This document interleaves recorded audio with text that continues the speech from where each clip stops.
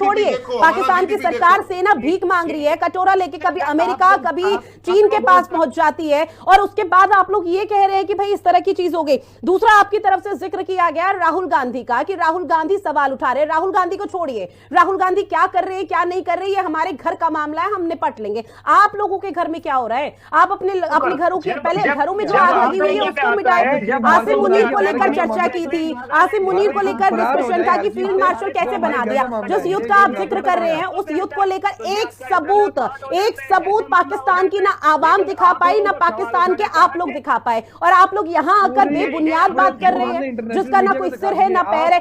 जब आप लोगों की तरफ से इस तरह का जिक्र किया जाता है तब महज हर किसी के जुबान से ये सवाल निकलता है कि भैंस के आगे बीन बजाना बेकार है, और इस वक्त पाकिस्तान पूरी तरह से भैंस है, उनके सामने बीन बजाने की जरूरत नहीं है।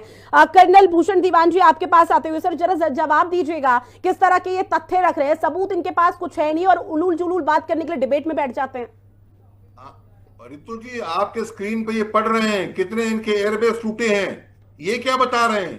इनकी जो किराना हिल्स में अटैक हुआ है, इनके न्यूक्लियर टनल्स की एंट्री पे मेल्ट हो चुकी हैं, वो यूज नहीं कर सकते उसको।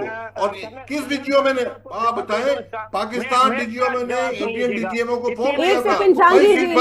आपको पूरा समय दिया, आप सुन लीजिए, वरिष्ठ पैनलिस्ट हैं और मुझे ऐसा लगता है कि आप लोगों को और पाकिस्तान को सुननी चाहिए कि भारत बोल क्या रहा है और कर क्या रहा है। इसलिए आप प्लीज दोनों को ऑडियो म्यूट कर दीजिएगा और भूषण दीवान जी को अपनी बात रखने दीजिए। इनके डीजीएमओ ने हमारे डीजीएमओ को फोन किया सीज फायर करो, और ये कहते हैं हम गए अमेरिका के पास, और इनके किराना हिल्स में हमारा जो अटैक हुआ, ये अपने न्यूक्लियर फैसिलिटीज यूज नहीं कर सकते, उसके डर से अमेरिका के पास भागे भागे गए सीज फायर कराने। और 11 इनके एयरबेसेस जो तोड़े गए हैं, ये तो दिखा रहे हैं आप स्क्रीन पे, कोई जवाब नहीं इनके पास। मैं शर्म आनी चाहिए। कहते हैं डिफिकल्टी कतार में भी है, बहरीन में है। आपका आर्मी चीफ वॉर का जमाना नहीं है क्या? ये जमाना है कि कलमा पढ़ो नहीं तो गोली खाओ? ये पाकिस्तान देश है क्या कि चंडू खाना है?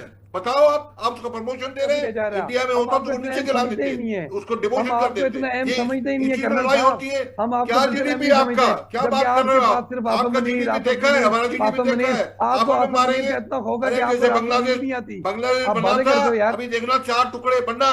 बलूचिस्तान तुमको तंग कर रहा है और तुम्हारा के भी तंग कर रहा है। सिंध सेपरेट होगा, पीओजे सेपरेट होगा। हवा में सीटियां मारते रहो, टूटोगे समझोगे।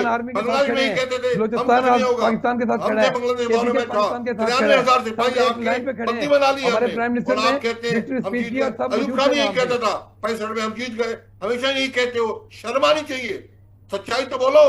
11 बेस तुम्हारे तोड़े के नहीं तोड़े? क्या किया तुमने? चीन से आपने अभी तक खुद के हथियार थे, तुम चीन से लेके हथियार लड़ते हो, वो भी कुछ निकले। आपको बेवकूफ बनाया जा रहा है। बिल्कुल सर, और देखिए पूरा विश्व देख रहा है कि पाकिस्तान का झूठ किस तरह से बेनकाब हो रहा है, पाकिस्तान किस तरह से पर्दाफाश हो रहा है। और ऐसे में दर्शन सिंह ढिल्लों जी आपके पास आते हुए, खुद के घर में आग लगी हुई है, उसे बुझाने की बजाय दूसरों के घरों में नजर है कि दूसरों के घरों में क्या हो रहा है। लेकिन सर यहाँ पर सवाल तो ये भी उठ जाता है ना कि जिस तरह से पाकिस्तान यहाँ पर तमाम चीजों का जिक्र भले ही कर ले, लेकिन अगर किसी चीज को लेकर यहां पर सच नहीं दिखाया जा सकता तो कम से कम झूठ तो ना बोले। बिल्कुल, ये पहले तो जैसे अभी इन्होंने पाकिस्तानी जर्नलिस्ट ने कहा, शायद वो सुन रहे होंगे, कि कानूनी प्रक्रिया फॉलो हुई है। तो मुझे कृपया ये बता दें कि कानूनी प्रक्रिया के तहत क्या अब जो फील्ड मार्शल है वो चीफ ऑफ आर्मी स्टाफ का पद संभालेंगे या चीफ ऑफ आर्मी स्टाफ अलग होगा, जब वो फील्ड मार्शल का रैंक पहन के duty chief of army staff की करेंगे? तो ये दोनों अपॉइंटमेंट अलग अलग होती हैं, जो एक ही मर्ज हो गई है, और ये आगे से जो भी चीफ बनेगा वो फील्ड मार्शल के रैंक का ही बनेगा। तो इनको खुद नहीं पता है कि मॉडलिटीज क्या है, कैसे ये पोजीशन अपग्रेड हुई है, जब उनको ऑनरेडी देके फील्ड मार्शल बना दिया, चीफ का ही दूसरा बनेगा। वहां तो जैसे मैं पहले कह चुका हूँ कि प्रेसिडेंट भी बन सकते हैं। दर्शन सिंह जी, और आगे क्या होगा? बाकी इन्होंने एक सवाल उठाया कि जो राहुल गांधी सवाल उठाते हैं, अरे भाई डेमोक्रेसी है, वो लीडर ऑफ ऑपोजिशन है, सवाल उठा सकते हैं, यही हमारी डेमोक्रेसी की ब्यूटी है। उमर गर्दा जी, पाकिस्तान में कैसी तरह से डिबेट या डिस्कशन होता है? उमर गर्दा जी, अपनी बारी का इंतजार नहीं हो रहा, इतनी भी क्या बौखलाहट से? उमर गर्दा जी, आवाज पहुंच रही, पत्रकार है, कम से कम आप तो बखूबी जानते होंगे डिबेट या टीवी चैनल्स में जो डिस्कशन होता है वो किस तरह से होता है। एक बार उनको बात कंप्लीट करने दीजिए। डेमोक्रेसी की ऐसे नहीं बना दिया जाता, आपको घर में धक्के मारा है, आपको भरपूर जवाब दिए, आपके खिलाफ हम जंग जीत चुके हैं, आपका ऑपरेशन सिंदूर जो है वो पाकिस्तान ने तंदूर करके रख दिया है। अब आप हमारे जो तंदूर आप पड़े है ना, अब आप जाके अपने टुकड़े उठा रहे हो, आप अपने टुकड़े उठा रहे हो, आप अपने टुकड़े जमा करो, अपनी अर्थियों की जो लाशें उठा रहे हो ना, आप उसको जमा करके दुनिया को दिखाने की काबिलियत, आपकी 2 पायलट हमारे पास हैं, आपकी शिवानगी सिंह हमारे पास है, आपके 2 पायलट हमारे पास मौजूद है, आप क्यों नहीं उसको एक्सपोज करते? शिवानगी सिंह अगर आपके पास नहीं है तो आपका ये दावा है कि शिवानगी सिंह पाकिस्तान के पास नहीं है, तो आप शिवानगी सिंह को बुलाएं, आप अपने मीडिया पे बैठाएं, दुनिया को बताएं कि जी पाकिस्तान ने शिवानगी सिंह को नहीं पकड़ा। आप तो इतने बुद्धि लोग कि आप अपनी सच्चाई अपनी आवाम को नहीं बता सकते। भी कोशिश कर ली और भागे हैं वहां से। उमर गर्दाजी, मुझे लगता है कि पाकिस्तान से पहले आपको शर्म आनी चाहिए, जो कि एक डिबेट में बैठे हैं और डिबेट में यहाँ से झूठ परोस रहे हैं और तथ्य आप रख नहीं पा रहे। जब बात सबूत की आती है तो सबूत आप लोगों से दिया नहीं जाता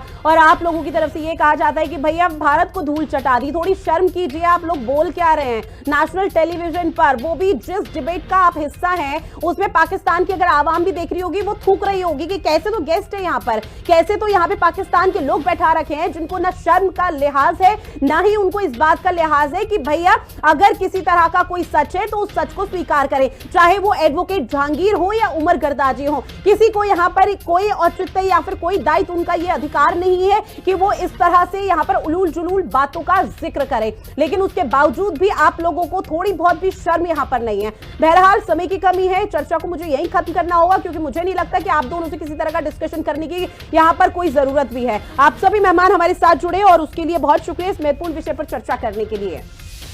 फिलहाल खास पेशकश में इतना ही। देश और दुनिया की बड़ी खबरों के लिए आप बने रहिएगा हिंदी खबर के साथ। नमस्कार।